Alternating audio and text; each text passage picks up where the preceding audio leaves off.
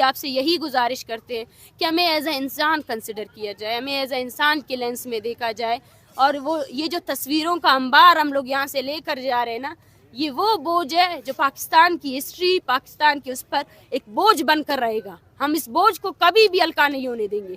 یہ تصویریں بڑھتی جائیں گی، قطار در قطار بڑھتی جائیں گی، لیکن پاکستان کو ہم یہ کبھی بھولنے نہیں دیں گے کہ اس نے ہمارے ہزارے لوگوں کو مارا، اور اس کے بعد ہزارے لوگوں کو اس نے اپنے زندانوں میں ڈالا ہے اپنا دفاعی بجٹ بڑھانے کے لیے.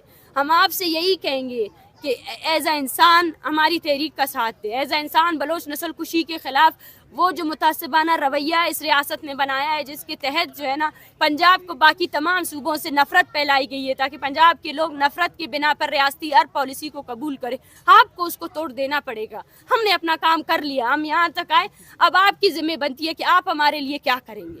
آپ اپنے ایز ایجوکیٹڈ اگر آپ بولتے ہیں کہ پڑھا لکھا پنجاب ہے، تو پڑھا لکھا پنجاب کا آج سب سے بڑا امتحان ہے کہ وہ اپنی تعلیم، اپنے شعور کو کہاں کہاں بھی استعمال کرے گی. کیا وہ انسانوں کی نسل کشی، کیا وہ قتل و غارت کے خلاف نکلے گی یا نہیں نکلے گی؟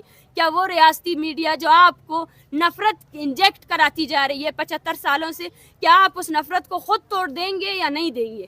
یا نہیں اسی نفرت کے ذریعے جو ہے نا بلوچوں کی نسل کشی، پشتونوں کی نسل کشی، سندھیوں کی نسل کشی اور ہر عام انسان، ہر عام قومیت کی نسل کشی پر آپ اسی طرح خاموشی اختیار کریں گے اور اسی طرح ریاستی پروپیگنڈے کے ساتھ دیتے رہیں گے؟ یہ امتحان آپ لوگوں کا ہے. ہم اپنے لاکھوں لوگوں کی آواز آپ کے ساتھ پہنچانے آئے تھے اور ہم نے پہنچا دی.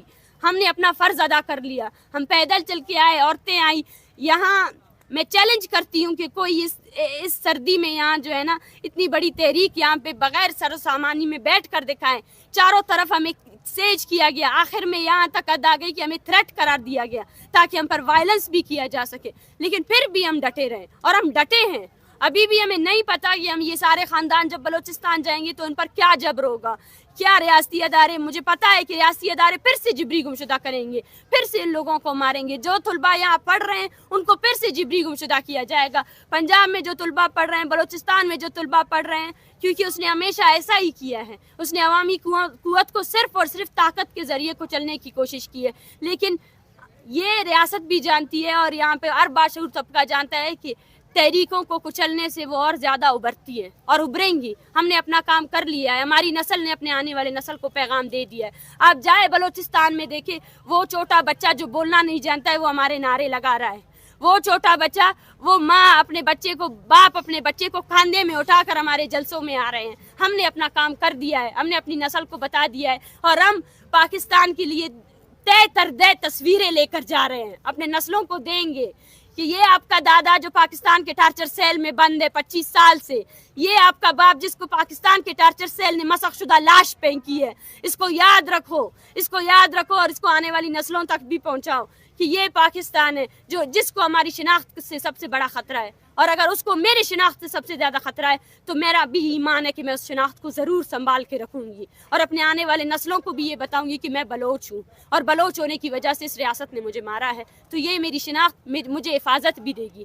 اگر اس کو میرا جرم قرار دیا گیا ہے تو یہ میری حفاظت بھی کرے گی. ہم اپنا کام کر چکے ہیں، بلوچستان اپنا کام کر چکا ہے. بلوچستان وہ باشعور قوم ہے جس نے 1971 میں وہ تحریکیں چلائیں جو پاکستان میں کسی نے نہیں چلائیں. ہمارے آباء و اجداد نے آپ لوگوں کو سیاست کا، صحیح مذمتی سیاست کا ہنر سکھایا ہے. لیکن ابھی بھی اگر آپ نہیں سیکھتے ہیں، ابھی بھی اگر آپ اپنے ملک کو جس طرف آپ لے کر جا رہے ہیں تو اس کی ذمہ داری آپ کی ہوگی، ہماری نہیں ہوگی. سر میں جملے کو ریفریش کر رہتا ہوں، شاید میں کنوے نہیں کر سکتا. وہ افراد کے جو یہاں پر آئے، جنہوں نے محبت کا اظہار کیا، جنہوں نے آپ کے ساتھ کھڑے، میں ان کے بارے میں ان کا بہت تہہ دل سے شکر گزار ہوں. میں نے پہلے بھی کہا ہے کہ کچھ ایسے لوگ آئیں اور افسوس کی بات یہ ہے کہ ان کو کچھ کو مینج کر کے نہیں، میں بولتی ہوں وہ جرنلسٹ، وہ عام لوگ جو کراچی سے آئے، جو ایبٹ آباد سے آئے، جو اسلام آباد سے آئے، جو رات کو آ کر ہمیں دلاسا دیتے تھے، جو رات کو آ کر بیٹھتے تھے ہمارے ساتھ، جو ان ماؤں کے ساتھ بیٹھ کر ان کے درد تکلیف کو بانٹتے تھے، میں ان سب کی شکر گزار ہوں. یقین کیجیے اس 1 مہینے کے دوران جب ہم الرٹ ہو کر بیٹھتے تھے کہ کہیں نہ کہیں سے ریاست ہم پر حملہ آور کر سکتی ہے، ہمارے یہ جو لڑکے یا اسٹوڈنٹس ہمارے بھائی کھڑے ہیں ان کو اٹھا کر لے جا سکتی، اس وقت بھی جب آپ لوگ آتے تھے تو ہمیں یہ ہوتا تھا کہ ہم دیار غیر میں بیٹھے ہیں، ہم اسلام آباد میں بیٹھے ہیں.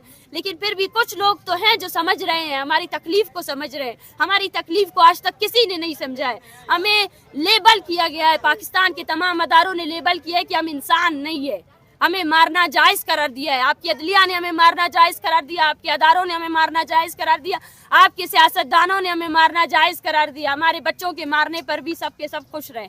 तो हम कहते हैं कि अगर कुछ लोग आएँ, हमें यकीन है कि वो ये पैगाम अपने बच्चों को भी पहुंचाएंगे और उनको भी ये यकीन दिलाएंगे कि नफरत से जो है ना कभी भी कोई कौम आगे नहीं बढ़ती। अपने बच्चों को नफरत का पैगाम नहीं दे, हम नहीं देते हैं। आज भी हमारी माएँ यहाँ से रोते हुए जा रही है, लेकिन वो दुआ कर रही है, वो अल्लाह से दुआ कर रही है कि उनके बेटों को अल्लाह खुद जो है ना वो लेकर आए।